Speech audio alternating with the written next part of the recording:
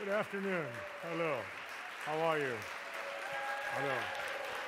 Thank you very much. Hey, thank you. It's very good to be back. This is my ever-ready attempt to stay on time.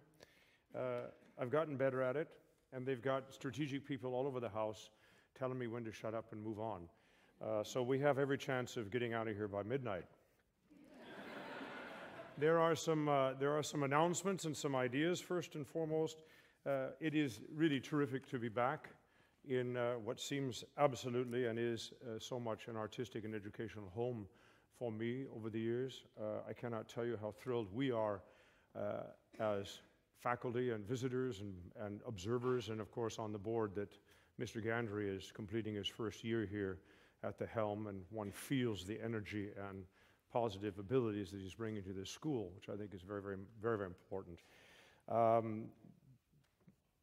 What I do want to say is that this doesn't happen because Christiane Orto and I decide to do a class, or that I'm invited to give a class. There are a whole bunch of people, more than you can imagine, making all of this environment here, this class possible, the technical necessities which this school has become so recognized for digital learning, to make today's class possible. As I speak to you, we are certainly talking to well over 1,000 people, and how many countries will know when the stats coming in. But it's a very, very popular and very exciting program. And if you would look and just take the time at some boring point in the afternoon and look at all the names of these people listed on the back of your program, they are the people that are holding cables and plugging in microphones and making sure we're in focus and making sure the color of my suit matches in different frames and all that kind of stuff that nobody cares about here, but it's really very, very important and very exciting. Not to mention the simple video and voice quality, which of course is in the very, very capable and exciting hands of Dr. Christiane Orto, who runs this program. Which brings to the second point. For those of you on web, and I don't know what camera I can look at, I'll look at you, whoever's watching this on the web, if you go to the front page of this website that has this class, you'll see that there's program, there's bio, and there's something called scores.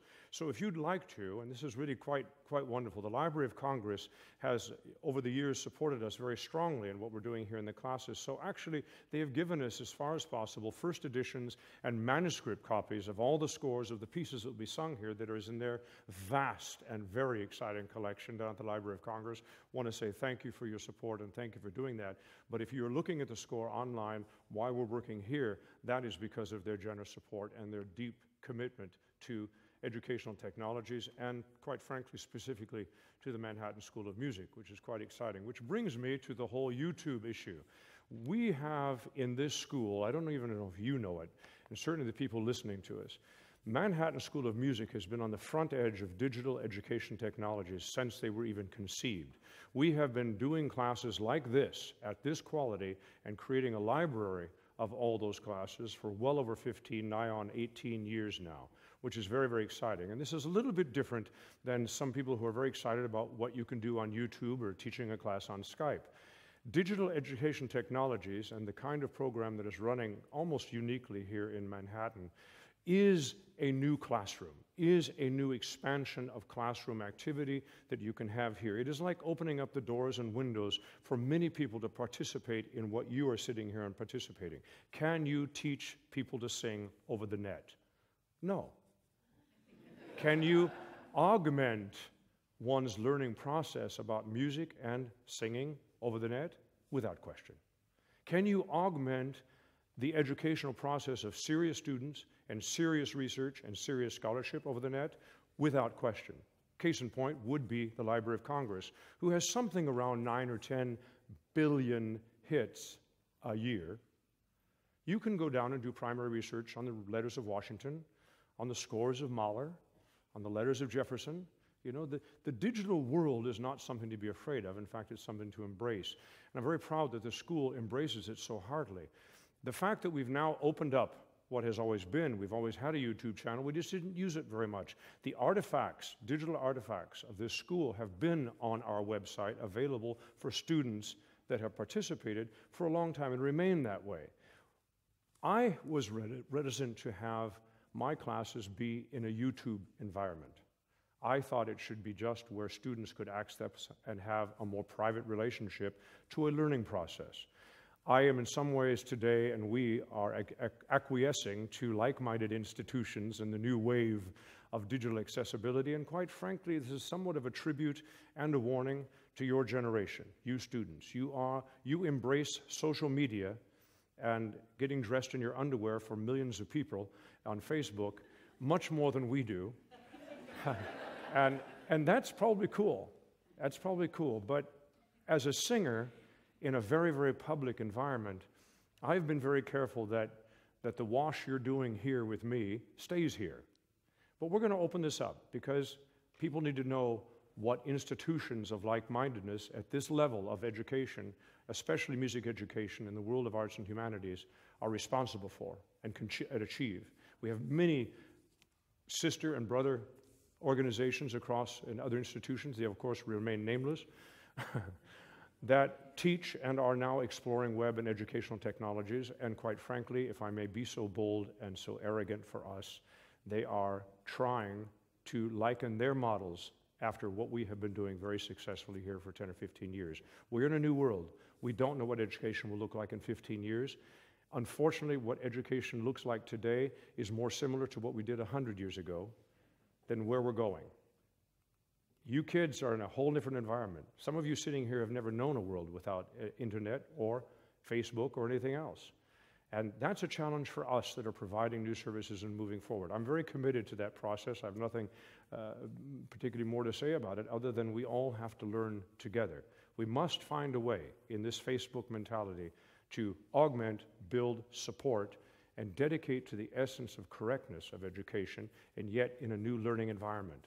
And I'm very proud that Manhattan takes such a leading edge to this. So go to YouTube, look at this. If you've gone to YouTube, come back to the MSM library and have a look at all the amazing materials that have been gathered over there for your benefit, especially here in the school, but also people online. That's my internet play-a-door. So let's get to business. Why this class and what are we going to do about singing? 8th class up here, so now for the 8th time, I'll try and say it at least for the 4th time or 5th time a little differently. I believe what I'm doing today and my approach to how as a teacher one works with people singing, but actually my own approach to singing, is that singing lives in a 3-dimension all the time. And those 3 dimensions, you can say emotional and spiritual and physical, you can say engineering, architecture and design, you can call it whatever you want, but essentially it's three fundamental aspects of who we are as artists in the recreative process. And I think that is a huge word for you to put across your computer screen. Recreative. Our job as artists, as singers, and we're just talking singers, we'll leave the musician issue out of it, although we are musicians, by the way. What we're doing is making audible what has already been thought out. That is a different discipline than tapping into your creative resources. In fact, it's a different discipline that implies a certain kind of humility. Because it isn't, we're going to hear Brahms and Hölty. You know, who the hell was Hölty? Well, he was actually quite a wonderful poet. Probably remains in the consciousness because of his Brahms songs, but nevertheless, he was a hell of a poet. He tried to say what it was like to be alive when he was alive. There's a lot to learn about that, but it's not about us. It's not about the beautiful phrase, it's not about the beautiful melody, it's not about your beautiful voice.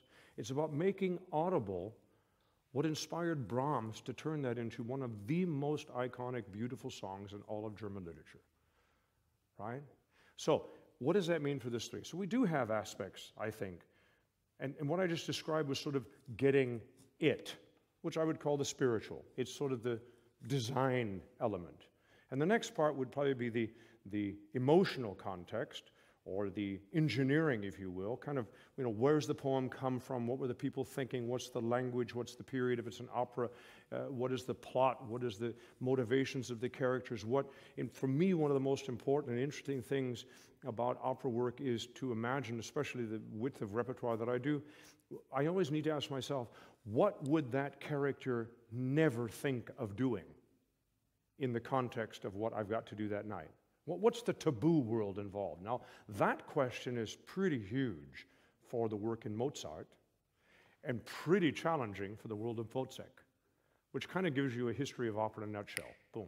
So then we go to the third, and that is, and for singers, a lot of times the alpha and omega issue, and that is the physical. How do we use our bodies to make that which we're thinking of as a recreative process audible? You wouldn't be here if you weren't very talented and you had all the stuff to make that work. But essentially, well, that's my job today, is help make sure that the weakest link in your chain is strong enough that your three dimensions somehow stays hooked together and becomes useful. There's nothing less useful than art that is either manipulated, perverted, or not realized. Which would bring me to a completely different lecture on why arts and humanities are necessary in our society, but I'm not going to do that yet. So that's what we're going to do today. So I just want to be a big mirror, bigger than I probably like, but I am a big mirror of what you do as students, because what you're doing now is the same thing that I'm doing 30 years later. And it's the same process. And if you love that process, you'll love the world of singing. And if you don't love that process, then maybe you want to go into arts administration, right? Because it's always hard work. It's always detailed sensitivity. And I've got some questions that have already been sent in on the web, and I'm sure we'll get some more. And if you would just give me a moment, I don't mean to be any way pretentious, but since I did this last year in Heidelberg at the academy that I lead and teach at, and I can't be there this year because of my work, another job clash and so forth, I would like to say hi to the Heidelberg Lied Academy. Es tut mir wahnsinnig leid, wirklich echt, dass ich nicht in Heidelberg heuer sein kann. Aber dafür habe ich natürlich die Brigitte Fassbender und der Thomas Quasthoff eingeladen, eben diese Klassen zu übernehmen. Aber viel wichtiger ist, eben wie Heidelberg ein bisschen zögerlich in den Internet-Ausbildungsprogramm einsteigt. Jetzt spreche ich euch an aus Manhattan und sagen, es ist schmerzlos, oder? Ich meine, wir machen nur die Türe und die Fenster auf und wir lassen einander austauschen, was wir hier machen können. Abgesehen davon, ich möchte grüßen alle Freunde in Deutschland, dass ich weiß, immer diese Klasse begleiten, entweder auf meine App oder einfach in der Klasse und sagen, so ist es weiter hier und ich freue mich schon in Heidelberg wieder zu sein. Alles Liebe. That was it. Thank you very much, Painless. So, first singer, are we on time? Pretty much. Good. Any questions?